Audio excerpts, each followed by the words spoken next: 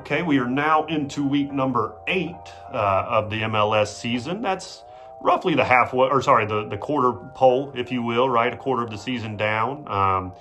At this point in the season, you're starting to, recognize who you are, trends for the team, maybe good or bad. In the case of Charlotte, we've recognized that they are really the best team in the entire league when they get to play at Bank of America Stadium. We've realized they are amongst one of the worst teams in the MLS when they play away from Bank of America Stadium. So, What? 4 games at home so far this year, 4 wins, 12 points out of 12. Can't do any better than that. On the road, we have played 3 games where you have a total of 9 points that you could have won, only 1 point taken on the road, 1 draw, 2 losses. So certainly, it's that time of the season and it's that opponent, no offense to who we're playing this week, but it is that opponent where we need to figure out, can we get points on the road? Because if you can't do it against this team, who can you do it against? Without further ado, we have CF Montreal on the schedule this week. What the heck does CF Montreal mean? Well, Montreal, a very French-Canadian place, Club de Football Montreal, right? So it's that's who we're playing this week. A little bit about them. Last year, they finished 8th in the Eastern Conference, so right in the middle. Much worse so far this season. They are currently in last. They have currently not won a game yet this season. They just fired their head coach. Their new, interim head coach has coached all of 1 game for them so far. So if there was one word to describe Montreal so far, it's discombobulated, right? They haven't quite gotten it together. Again, Charlotte's getting them at a time where they really need to be able to take advantage of a team like this. CF Montreal comes into the game having given up 12 goals on the season, which is certainly toward the bottom, not great, 12 goals in 7 matches, but it's not terrible, especially considering they haven't won. The reason they haven't won is because they just haven't scored, right? They have 4 goals total on the season in 7 matches, so roughly half a goal a game. They've been shut out 3 or 4 times already. So scoring is a huge problem for them. Kind of a fun tidbit I didn't realize until I was researching the game. CF Montreal does have the youngest team in the entire MLS, which could speak to a little bit of their results so far, maybe a little bit of youthful exuberance, so to speak. They are playing Charlotte FC, who is the oldest team in the MLS. So kind of a situation where, age, experience, I think, has to play a factor, you would think, in a situation like this. Charlotte, has that experience. Now, what CF Montreal may have is a little bit more, fresher legs, right, being the younger team. But I just think with the overall experience and quality that Charlotte possesses, that should be a difference in the game. Now, again, take this next part with a little bit of grain of salt because it could be completely different when this game goes off because, again, they have a new head coach. But watching the film so far this season, even though they haven't gotten the results, Montreal does try to play a very exciting brand of football.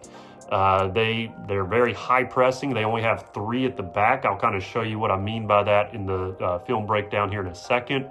But yeah, they just have a back line with 3 players and they have 2 wing backs on the outside. What they try to do to create chaos, that they don't want to have the ball way down on their side of the field with the goalie and trying to build up through the midfield. They don't do any of that, or at least that's not their goal, right? They are what you would call a very Route 1 team. They are trying to high press, get the ball, on the offensive side as far up the pitch as possible.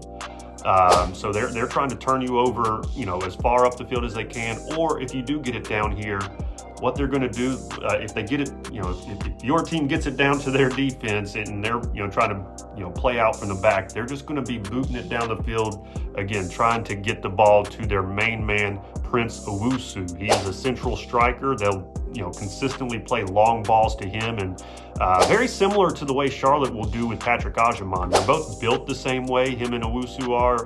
Owusu, I think, is 6'3", about 200, so, pretty well-built guy, and they'll try to play it to him, and he'll body you out and like I said, they just skip straight over the midfield, go to him, and that's how they try to create their offense. This is a perfect example of the way that Montreal wants to play and just how quickly they're going to be able to move given the space. So see him get the ball here again, way down the field, route one.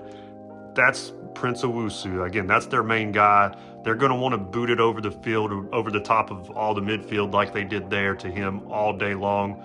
Let him isolate against the defender here and then pick the right play. You'll see that he does. Just a simple layoff back to him. And then they're off and running. Again, able to beat this defender, get the cross in, and get the goal. The most effective thing Charlotte can do to kind of counteract, Montreal's long balls is really just by high pressing and not allowing them to be able to turn and look up the field to play it that long, right? We saw good examples in the San Jose game of this, where Pep Biel would come up from the midfield in high press and then have Ajimang and all them kind of fall in behind. I think we play it exactly the same way. Frankly, I think we're even okay with them getting a couple of long balls down the field. We don't want them to complete them and have one-on-ones all game with Owusu versus our defense. But at the same time, again, we have Adilson Malanda back there. We have Privet or Ream as well on the in the center back position, whichever one ends up starting. So I feel pretty confident that Charlotte's defensive structure will be able to handle what Montreal brings. But again, the big difference, we are dealing with a new coach. Maybe he changes up the tactics and everything I just said goes out the window anyway. But I guess that remains to be seen. Now, kind of flipping it over to the Charlotte side of things, let's see how they want to attack. So this is a pretty good example of what I think Charlotte can do against Montreal to kind of exploit some of the weaknesses in that back three. Again, you see the back three here, 1, 2, 3. This guy's the midfielder about to go pick up. Simple math, right? 3's less than 4 means if you do get them kind of isolated, it's going to be a lot more ground for them to cover versus if they had a back 4. So player movement and then ball moving behind it is really, really important and something that Charlotte does well in this play. So again, you see the ball coming to Pep Biel. You see the amount of space he has in between all of these defenders. Anytime Biel gets the ball with that amount of space, it's going to be a problem. I want you to also focus up here on the center forward. That's Eden Toklamati standing here right now, and then Bronico kind of right behind him on the midfield line. Go ahead and play it a little bit. So he got the ball. He's got the ball here. Again, space. He can pick his head up. He is left-footed, so he's going to be on his stronger foot. You see Toklamati, he, again, didn't move far, maybe 2-3 yards from here to there. What did that do, though? That created all of this space in behind for Bronico, right? And so you'll see Bronico kind of take off. Again, that's that player movement that I was talking about. And then you'll see the ball move right behind it. And again, pause it there. Look at all the space in behind, right? He can do whatever he wants with the ball from there. You'll see the goalie kind of come rush out a little bit too late. Again, Bronico's putting it in the back of the net, and then he's celebrating with the team after that. So to kind of put a bow on this whole thing and, where I think both teams can be successful or where they, if they win, they would be successful. It's going to be long balls really from both teams, just in different ways, right? So Montreal is going to rely on a heavy press, try to get the ball as far up the pitch as they can when they do win it. If they can't get it that way, it's going to be route one coming from the back. Like I said, defensive players kicking it 40, 50 yards down the field to Owusu, who will try to isolate and beat either Privet or Malanda or Ream, depending on the ones that are in. To me, that seems like a pretty tall task. I don't see them scoring too many goals by doing that. On the other end, Charlotte will be playing long balls as well, but in a little bit more patient approach, right? They're going to try to make 4, 5, 6 passes from the back, control nice, and then get it to the midfield to Pep Biel in those advanced positions like we saw in the video, where Pep can turn his head, and then you get Ajimang, Abada, Zaha, any of those players running in behind. Quick note on Zaha, having mentioned him, I don't know his status for the game. It was just mentioned that he is getting surgery today. Not scary surgery, it's hand surgery. I say that, I guess all surgeries are a little scary, but at the same time, it's not like his legs or anything like that, his feet. It is his hand, so uncertain what his status will be for the game. But even if it's not him, I'm assuming Vargas will take his place. And again, that's plenty of speed in behind. So again, long balls for both teams, high press for both teams. I think you see that from both of them. But the difference really being the midfield of Charlotte wanting to control the ball and then making the long balls in behind. I think that's going to be a much better recipe for success. Final score prediction, as we always do. I was almost right last week. I said 3-1, and the goal scorers were Zaha and Toklamati. It was 2-1, and those were the goal scorers. We really scored a third that was ruled offside for whatever reason. I'm not getting back into that. That was annoying.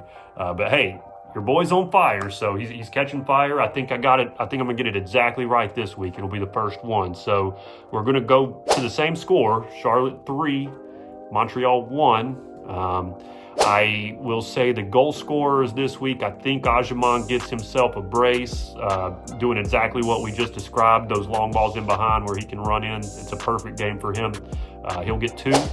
I believe the third goal, we'll go Bronico in a very similar way to the video, right?